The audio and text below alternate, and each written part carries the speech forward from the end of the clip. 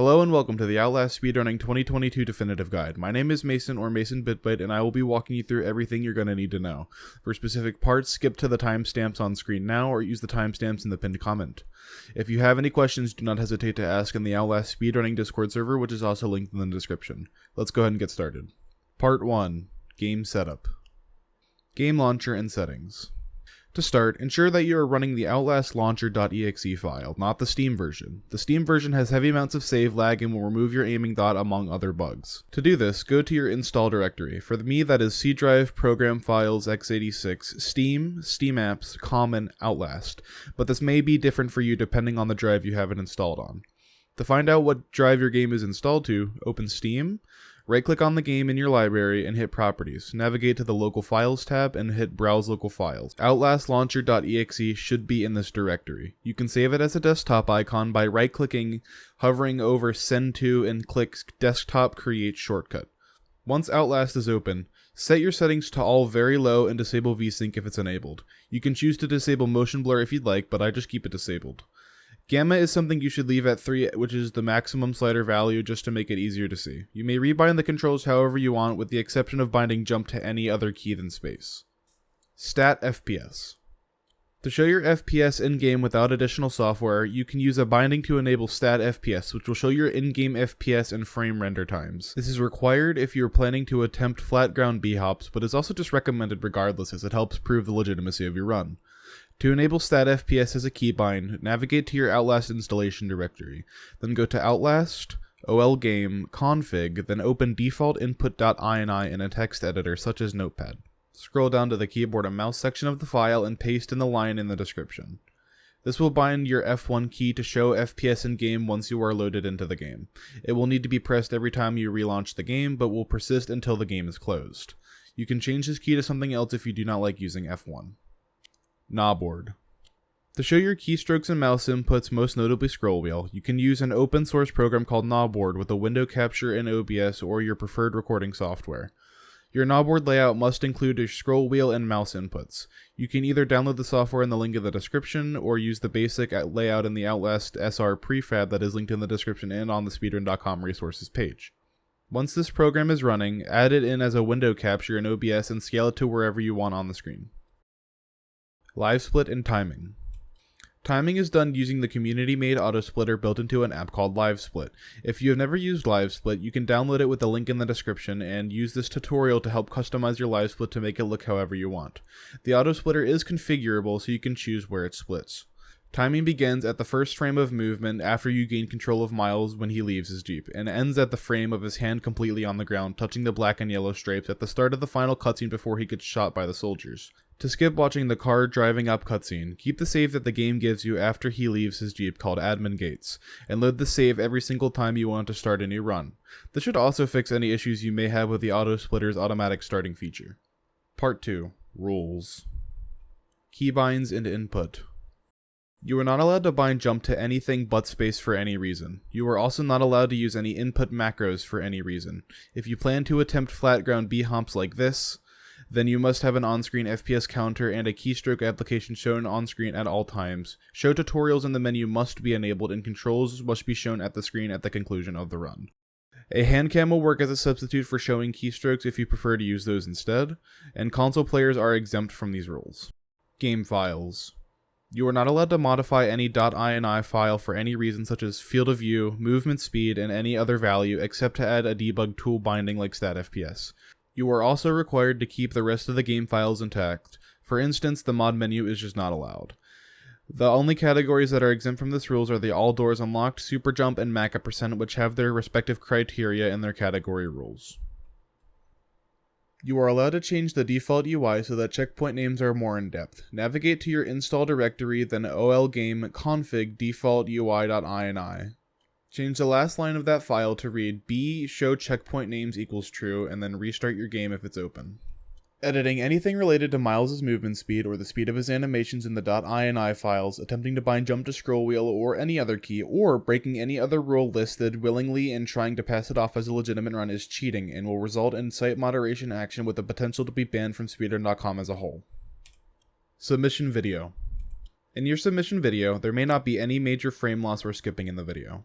Major is considered to be 4 to 6 seconds of complete freezing or more. Minor frame drops and artifacting is okay as long as the video is still of an acceptable quality.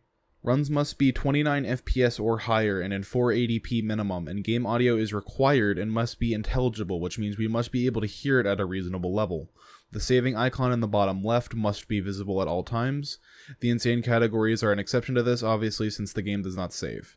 The video submission must also capture a few seconds before the first frame of movement and a few seconds after player loss of control to ensure a proper retime. If you are streaming your runs live on Twitch, then the run submission must be a highlight, not a VOD, because VODs are deleted after 30 days. General gameplay.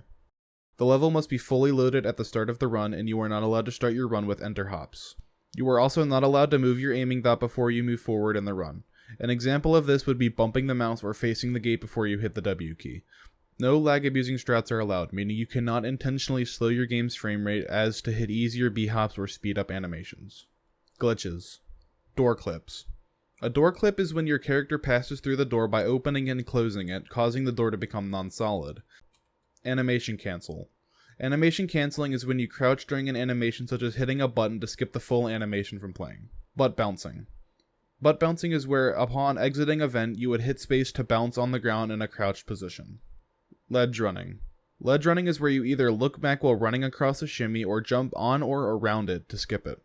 Wall riding.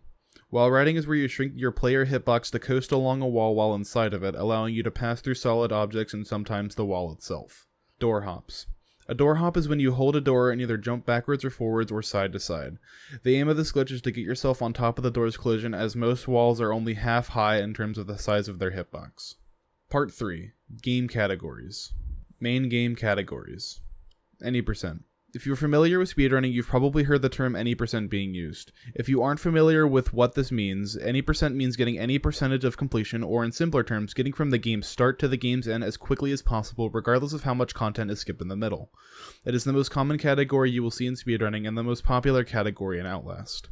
In Outlast any percent, we use a skip called bush skip to reach the end of the game as quickly as possible. All chapters. All chapters, commonly abbreviated as AC, is one of the lesser-known categories. The aim is to get a save in every chapter while beating the game as fast as possible. Usage of door hops, wall rides, and door clips are allowed. You must play every chapter in chronological order, but there is also a separate subcategory called AC Time Warp where you can play the chapters in any order. Saving icon must appear at least once in every chapter. If you want to run a category, a guide can be found in the description. Glitchless. This is one of the most popular categories aside from any percent. It consists of mainly pure movement instead of focusing on glitches. This category is very beginner friendly compared to some of the categories that rely heavily on glitches.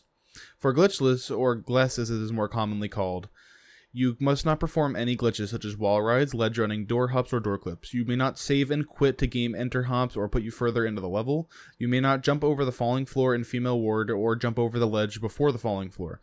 Continuing on, you may not skip the animation in lab by vaulting over the railing after the wall rider transfers his host to you. You also are forbidden from jumping down the second set of ladders in sewers. There has yet to be a tutorial made on this category.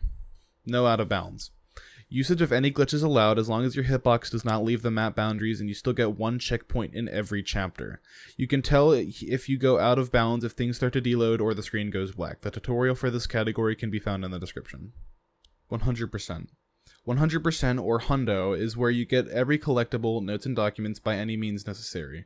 This is one of the more technical categories in terms of both glitches and optimal movement. You must show both notes and documents in the collectibles page at the end of a run. There should be a total of 62, 31 notes and 31 documents. Usage of all glitches is allowed, and you can find the tutorial for this in the description. Whistleblower categories. Any percent. Any percent is where we aim to beat the DLC as fast as possible by using any glitches we have at hand. Any percent for Whistleblower is drastically different to main game as we don't just have one catch-all glitch to immediately skip to the end. Tutorials for this category can be found here in the description. All chapters. All chapters is where we intend to beat the game as fast as possible while getting a save in every single chapter. All chapters for Whistleblower is very similar to the any percent, meaning 75% of the run is exactly the same, except to the end where a different skip is used. Only one tutorial will be needed as the rest of the run is exactly the same as any percent, and the tutorial is found in the description. Glitchless. Glitchless is by far the most run category for Whistleblower. It is also once again the most beginner-friendly category. For Glitchless, you must not perform any glitches such as wall rides, ledge running, door hops, or door clips.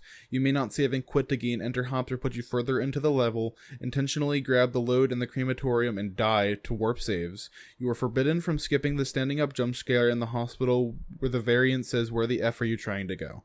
Unlike main game, there is a tutorial for this category which can be found here in the description. No out of bounds. This category is not very often ran. Usage of any glitch is allowed as long as your hitbox does not leave the map boundaries and you get at least one checkpoint in every chapter. You can tell if you go out of bounds if things start to deload and the screen goes black. Someone has yet to make a tutorial for this category. 100%. 100% or hundo is where you get every collectible, notes, and documents by any means necessary. This is one of the more technical categories in terms of both glitches and optimal movement. You must show both notes and documents at the end of a run. In the collectibles page, there should be a total of 13 notes and 18 documents. The tutorial for this category can be found here in the description. Thank you for watching this tutorial. Again, if you have any questions, don't hesitate to reach out on the Outlast Speedrunning Discord server. I have been Mason, and thank you for watching.